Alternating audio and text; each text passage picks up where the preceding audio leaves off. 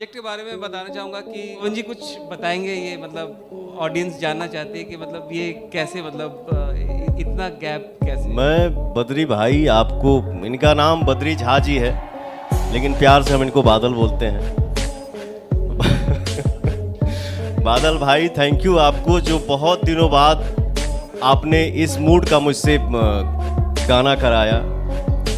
और शूटिंग शुरू होने से पहले आप हमेशा बोलते रहे, भैया भैया भैया आपको नाचना है, इस बार नाचना है। मैंने बोला भाई जितना नचाना है उतना नचाओ।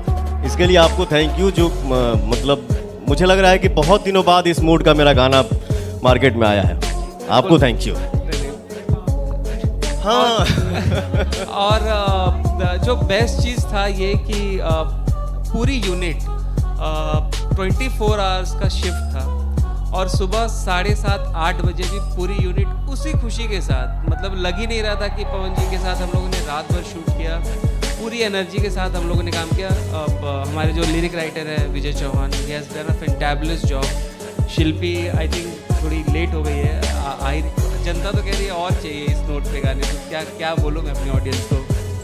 हम लोगों का मेहनत जब सफल होता है, भगवान रूपी ऑडियंस द्वारा जब भर के प्यार मिलता है, तो हिम्मत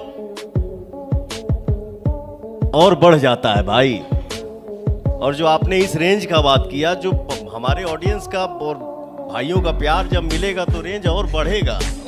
सो ऑडियंस, अब आप खुश हो जाए कि पवन जी और इस रेंज में आ रहे हैं और भी मज़ेदार प्रोजेक्ट हम लोग करने वाले हैं। और जिस तरीका का इनका जो लुक है, मतलब सबसे ज़्यादा जो फीमेल फैन बेस है, उन्होंने आपके लुक को तारीफ किया है कि ये जो वाइट बियर्ड वाला जो आपने दिया है। और सबसे बड़ी बात ये है कि जो मेरा रियल लुक है, भाई 20 दिन पहले हमसे मिले मुंबई में, तो बोले भाई जी प्लीज़ जैसे आप हैं ना, बस मुझे यही लुक चाहिए, कुछ कट पिट मत करवाइएगा और ना ही कोई कलर करवाइएगा।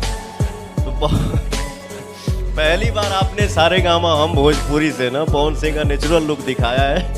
उसके लिए भी आपको थैंक यू। नहीं, मतलब प्रोड्यूसर्स जो होते हैं वो जनरली, जैसे अमित सिंह हैं, उन्होंने ज़बरदस्त हेल्प किया है हम लोगों को कि जिस तरीके से ये अमित बैठो बाबू, अमित जी हैं हमारे, तो बहुत ही मदद करते हैं।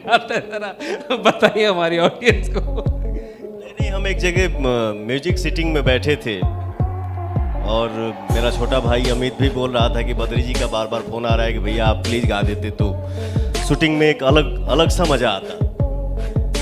तो मजाक में ही मैंने बोला कि भैया हम लोग सिटिंग तो अपना कर लिए, जो मेरा 2-3 दिन में शूटिंग होने वाला है, ये भी गाना जरा रफली ही ऐसे गवा दीजिए।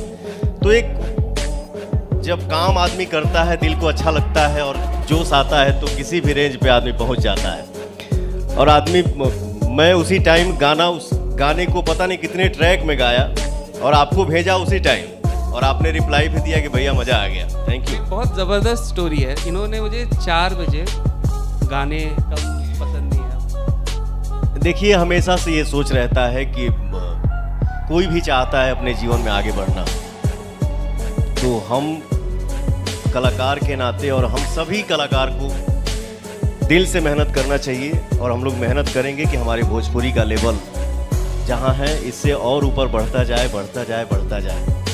और सबसे बड़ी बात यह है कि वाकई में सूरज भैया, मैंने आपके साथ पहली बार काम किया।